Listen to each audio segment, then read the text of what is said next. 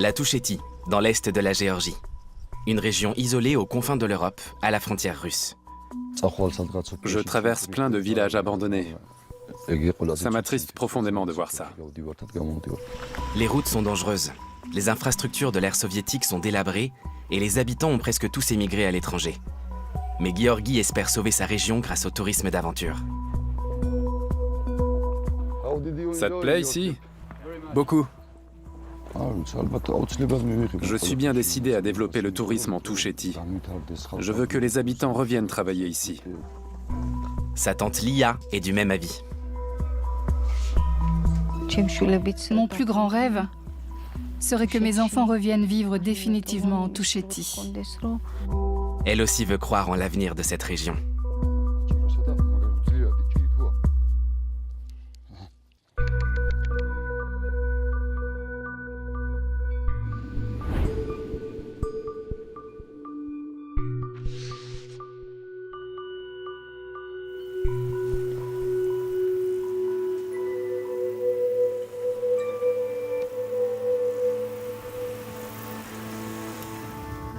Gueorgui est guide à cheval, comme beaucoup d'autres touches.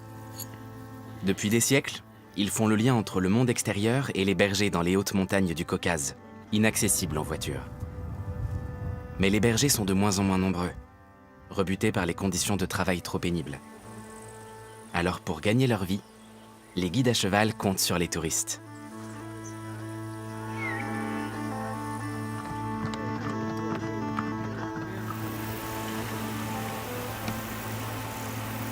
Pour aller en Touchétie, il faut franchir un col tortueux. La route compte parmi les plus dangereuses du monde et n'est praticable que pendant 5 mois de l'année. Mais les visiteurs téméraires qui s'y risquent malgré tout contribuent à sauver la région.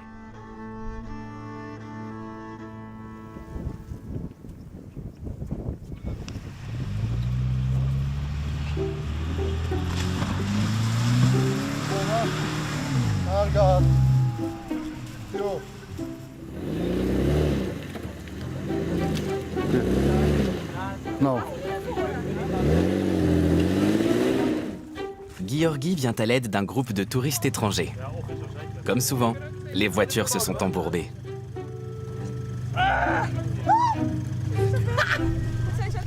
Comment on fait? On tire par l'arrière? Oui, par l'arrière. D'accord. Vous avez des cordes? Non, on n'a rien. D'accord.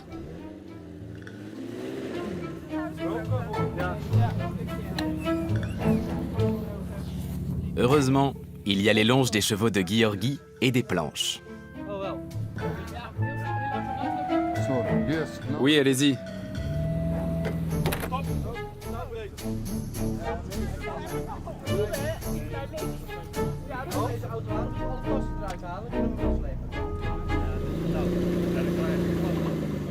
Attendez. Ok, allez-y. Allez plus fort.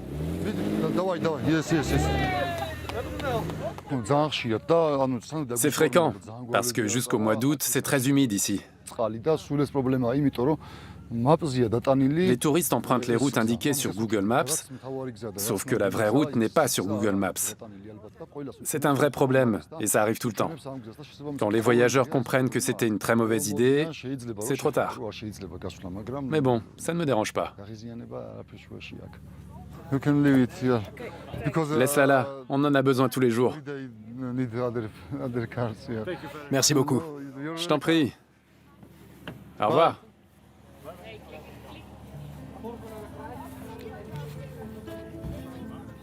Gueorgui passe la majeure partie de l'été au village d'Omalo, le chef-lieu et l'attraction touristique de la région. 8 à 10 000 touristes y passent chaque été. L'hiver, Gueorgui retourne vivre en ville. Te voilà, toi. Ça faisait longtemps que je t'avais pas vu. Ça va? Tu es un gentil petit. C'est quoi ça? À l'école. Qui te l'a fait? Certila. Je voudrais attraper le cheval. Certila ne t'a pas montré comment on fait? Non. Tu n'as pas besoin de faire un nœud. Ferme-le juste comme ça. Saba a 6 ans. C'est le copain et l'élève de Gueorgui. Lui aussi veut devenir guide à cheval. Mais son père lui a interdit de chevaucher au galop, aux grandes dames de Gueorgui, qui s'efforce de distraire le petit garçon comme il peut. Tu as ramassé des pommes? Oui, tu en veux? Non, pas maintenant. Avec la bière, c'est pas terrible. On en mangera tout à l'heure avec du sel. On n'en a pas. Mais si, tu as du sel, je le sais. Où ça? J'en ai vu, il y en avait. C'est le sel que Gueorgui utilise pour ses chevaux. Sa tante Lia dirige une des 25 maisons d'hôtes du village. Je peux recharger mon portable? Bien sûr. Comme la plupart des habitants, Gueorgui n'a ni l'électricité ni l'eau courante. Pour se doucher ou recharger des batteries, il va chez sa tante. Cela fait 5 ans que Lia tient sa maison d'hôte, qu'elle a construite avec son mari. Au village, il n'y a aucun magasin, pas même une quincaillerie.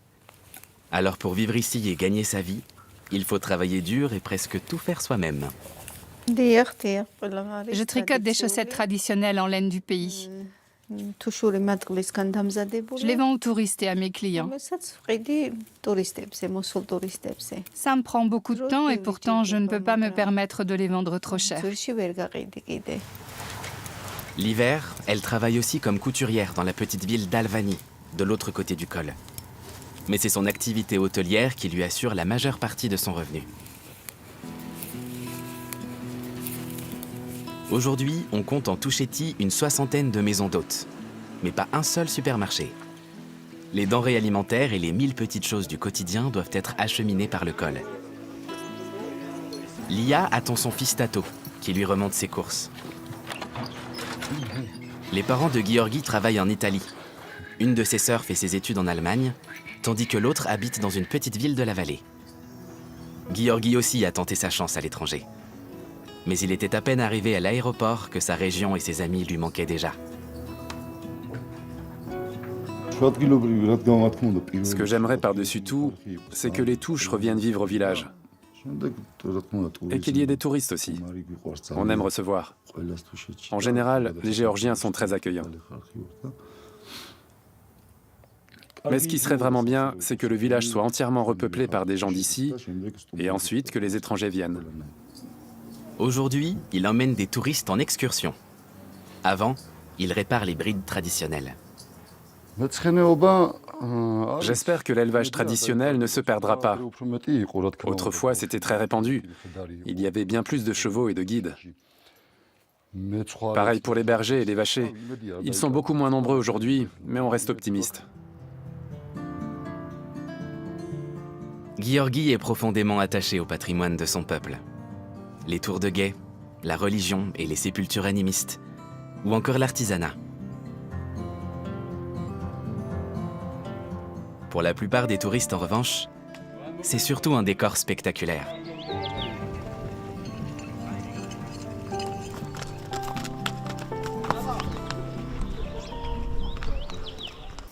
Gueorgui prépare les sels avant l'excursion.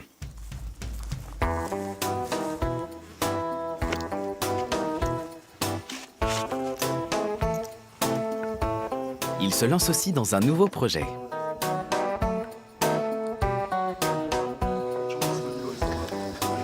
Avec une amie, il compte transformer sa maison en café.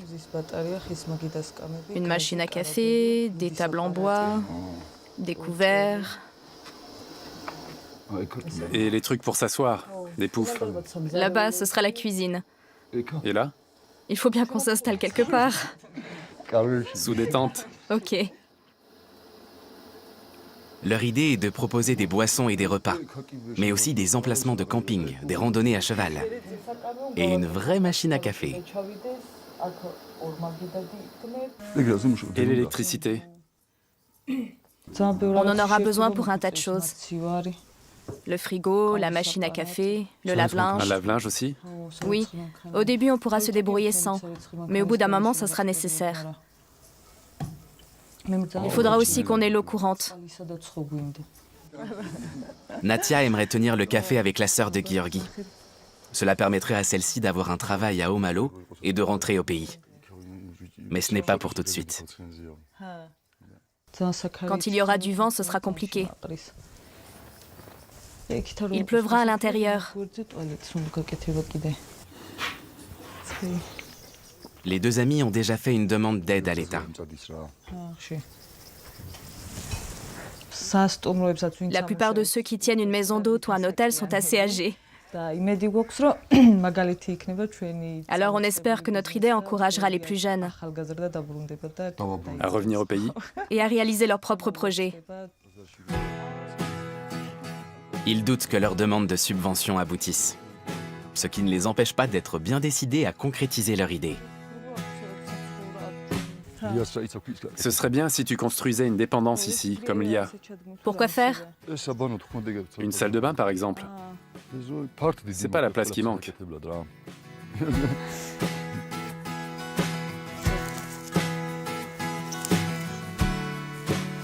Natia est guide touristique. Ses clients viennent de Géorgie, de l'Union européenne, de Russie et d'Israël. J'ai besoin de votre aide. Je serai peut-être obligée d'annuler. Si ça vous arrange, inutile de virer l'argent tout de suite. Rappelez-moi quand vous serez décidé. Dans le tourisme, rien n'est jamais acquis. Mais pour les gens d'ici, c'est le seul moyen de sauver la région.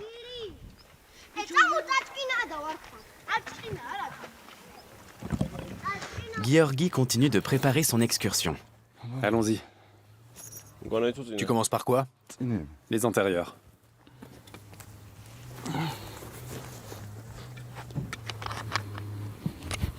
Avant la sortie en montagne, il veut changer les fers de l'un de ses chevaux. Quand on est coupé du monde, on est obligé de savoir tout faire. Je m'en occupe souvent seul. J'ai des chevaux depuis que je suis gamin. À l'époque déjà, je regardais comment les adultes s'y prenaient et j'avais le droit d'essayer. Je ne me souviens même pas de la première fois où j'ai ferré un cheval. C'est fini. Avant l'arrivée de ses clients, il a un peu de temps pour s'abat. Il était où? Chez moi, je viens juste de le ramener. Il est gentil. Attends, je pose la couverture, on sera mieux assis. Tiens-le 2 secondes. Caresse-le, il se tiendra tranquille. Giorgi échauffe Maximus, son étalon préféré. Tiens bien les rênes et dirige-le. Pourquoi? Je suis assis derrière toi. C'est celui qui est devant qui dirige.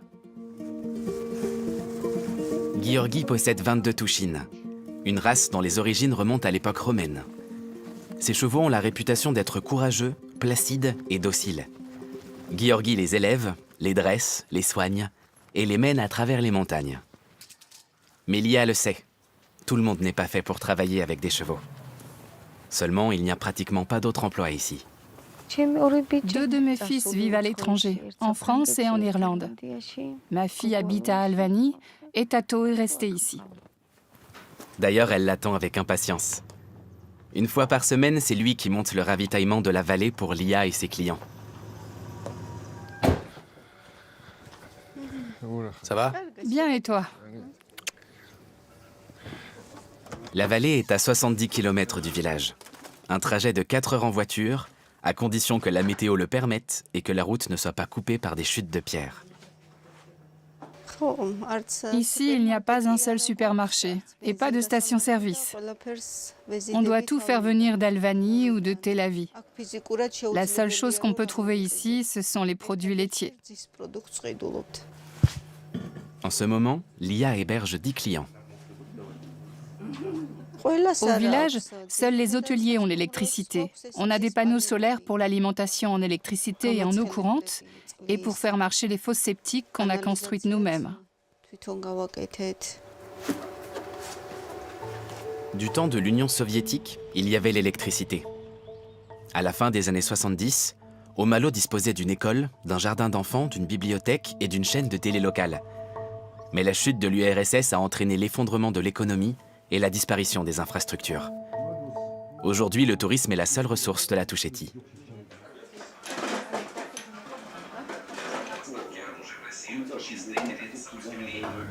Le groupe attendu par Guyorgi n'est toujours pas là.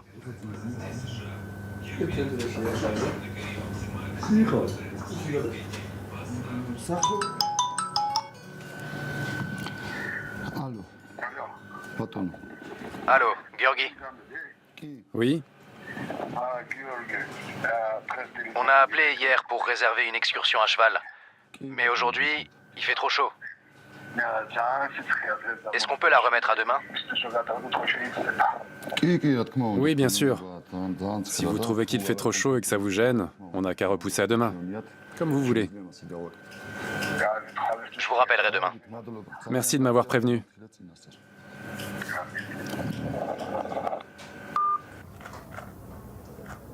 Si le tourisme est une solution prometteuse pour l'avenir, c'est aussi une voie semée d'embûches.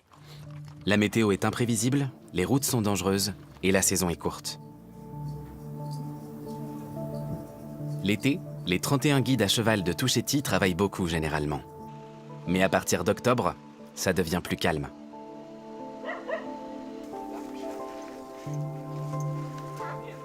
Une fois les touristes repartis, les bergers et les guides à cheval entreprennent la transhumance hivernale et redescendent avec leurs troupeaux de l'autre côté du col. Mais pour le moment, c'est toujours la haute saison. Son excursion annulée, Georgi donne un coup de main à son cousin. Quand des touristes montent sur un cheval pour la première fois, c'est toujours un peu délicat, surtout s'il y a des débutants. Les premières minutes sont compliquées, mais ensuite, un guide peut gérer 5 chevaux. Les guides sont très soucieux d'éviter les accidents et les blessures, car l'hôpital le plus proche est à 4 heures de route. Ok, tu montes toujours par la gauche.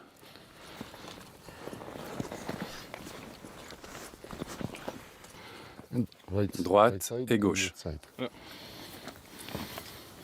L'hiver, Georgi descend à Albany, où il travaille comme ouvrier.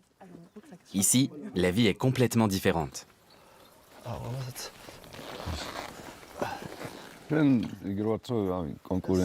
Personne ne se fait concurrence. Personne ne se dispute. Au contraire, quand l'un d'entre nous a besoin d'aide, les autres sont là. On se serre les coudes. Il ne manquerait plus que les gens se découragent et décident de s'en aller.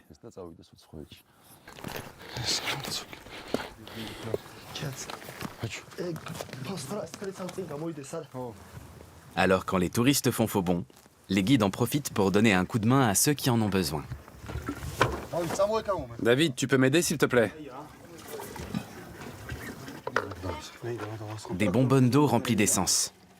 Chacun fait des réserves et dépanne ses voisins car la station-service la plus proche est à plusieurs heures de route.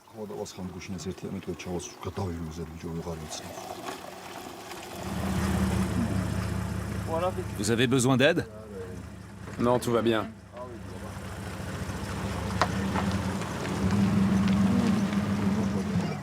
Georgi profite de ce temps libre imprévu pour se rendre à Dotshu, son village natal, à 1 heure de route environ d'Omalo. Ses cousins, David et Ivan, l'accompagnent.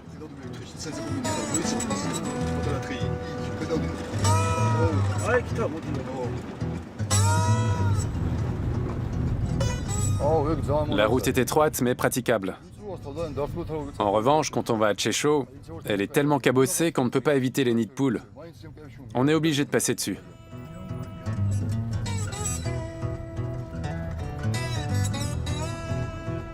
La Touchétie compte 53 villages, dont 30 sont encore habités.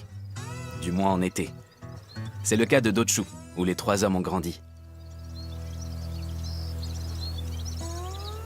Mais depuis, la ville a beaucoup changé ici. Il n'y a plus d'agriculteurs et les guides à cheval sont partis. À Omalo, je travaille. Mais dès que j'ai du temps libre, je suis toujours content de retourner à Dotshu. Il n'y a pas que moi, mes cousins et mes sœurs aussi.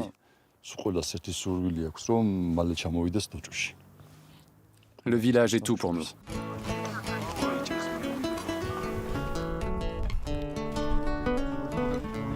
La dernière partie du trajet se fait à pied, le long d'un sentier étroit qui descend à pic vers la vallée et passe devant une source.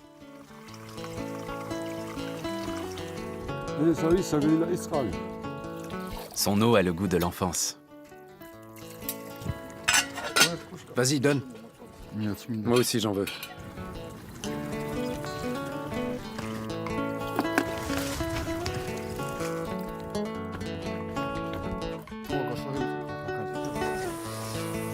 Le thym sauvage servira à faire des tisanes.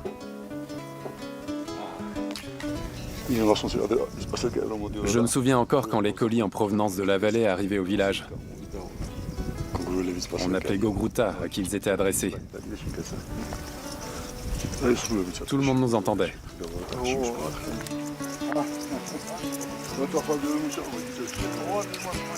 Aujourd'hui, ils sont presque seuls.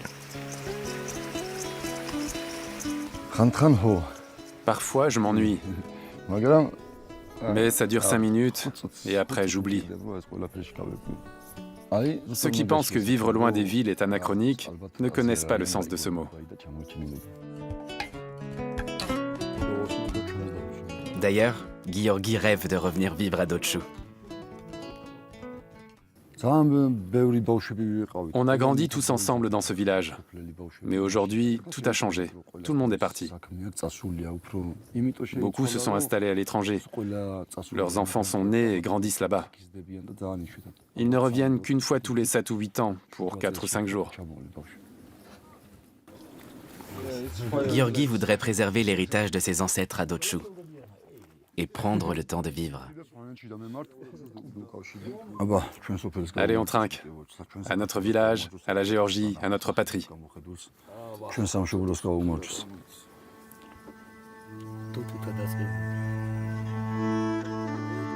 Peu de villageois ont le temps et les moyens d'entretenir leur maison.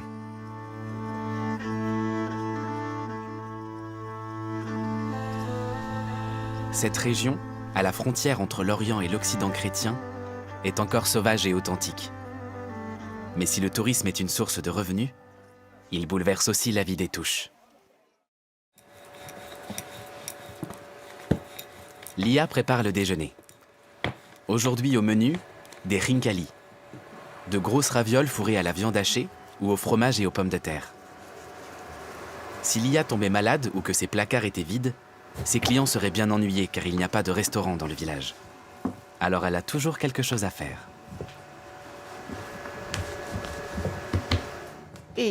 On a beaucoup de clients. Je suis arrivée le 2 juin et depuis, je n'ai pas eu un jour de libre. J'ai énormément de réservations par Booking.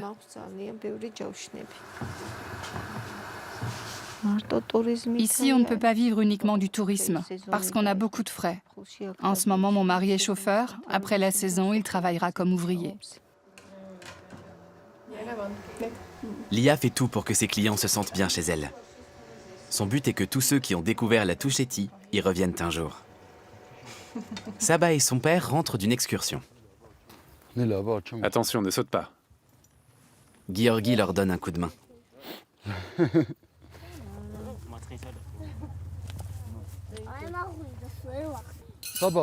Lequel t'a jeté à terre? Celui-là. Attends, je vais le faire. Il m'a fait mal à la lèvre. À la lèvre? Tu l'as laissé partir au galop? Non. Il a botté Mimino et m'a jeté par terre. Pour Giorgi, un bon cavalier doit être à l'aise avec les chevaux et les aimer. De règles que Saba n'a aucun mal à appliquer. Si le petit garçon ne pouvait pas devenir guide à cheval une fois adulte, Giorgi en aurait le cœur brisé. Le cheval m'a jeté par terre. Tu montais tout seul? Oui, C'était où? près de la falaise. T'as pleuré? Non,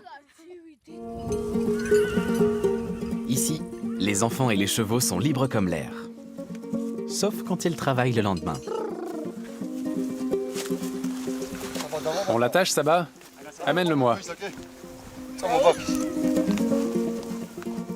Les guides attachent leurs chevaux près du village uniquement quand une excursion est prévue. Viens. Allez, viens. Giorgi est certain qu'une fois adulte, Saba restera vivre en Touchétie. Saba est vraiment un gamin super. Il travaille dur et connaît plein de choses. Je suis sûr qu'il en sait plus sur les chevaux que la plupart des autres enfants de son âge. Non, pas comme ça. Il faut l'attacher plus haut. Regarde, il est blessé là. Peut-être qu'il s'est fait botter.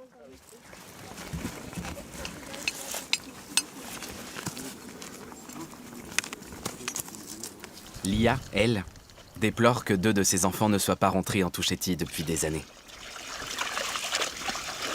Je rêve que mes enfants reviennent et restent. Ou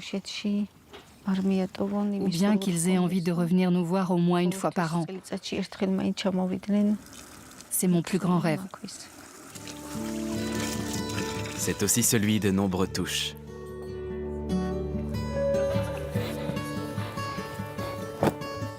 Les températures ont baissé. Giorgi a enfin des clients. Saba et son père l'aident à organiser l'excursion. Il faut faire vite.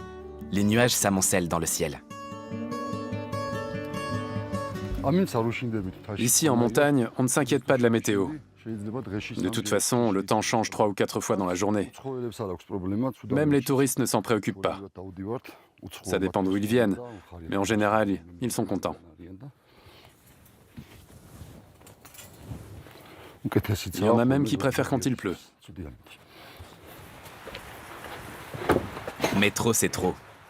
Ces touristes français et polonais n'ont aucune envie de partir à cheval sous une pluie battante.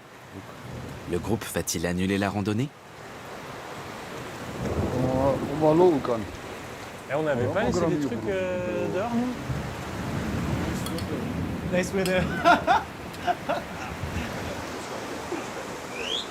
Certes, il n'y a pas encore de machine à café, mais l'ambiance est toujours chaleureuse. Qu'est-ce que tu en penses? La pluie va s'arrêter? À partir de 4. 4 quoi? 4 août? Probabilité de pluie, 20%. 20% seulement? Ça ne va pas durer alors. Mais ça reste nuageux. C'est rien ça.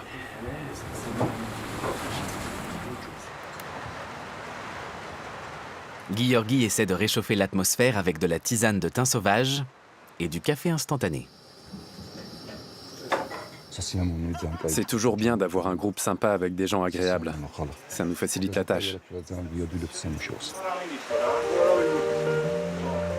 Finalement, il parvient à convaincre ses clients que la Touchétie est belle par tous les temps, surtout sous la pluie.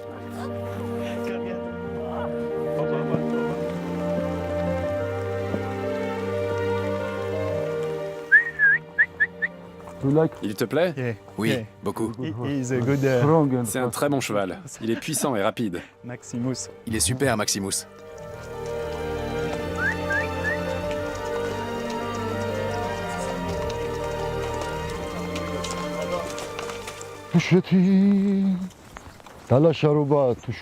Nico, tu connais la chanson « Qu'elle est belle, la Touchétie » Chante. Chante. Non, toi.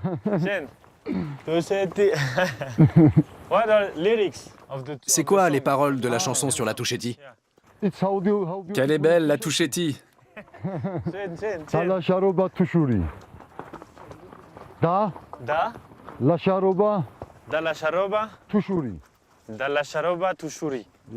Oui. Qu'elle est belle, la Touchétie est la chanson préférée de tous ses habitants.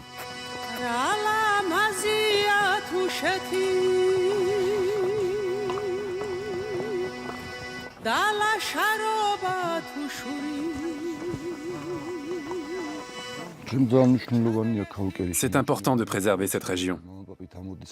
On l'a héritée de nos ancêtres. Elle est exceptionnelle. Il faut protéger tout ce qui est ancien. Bien sûr, la nouveauté, la modernité, c'est bien. Mais il faut aussi conserver notre patrimoine.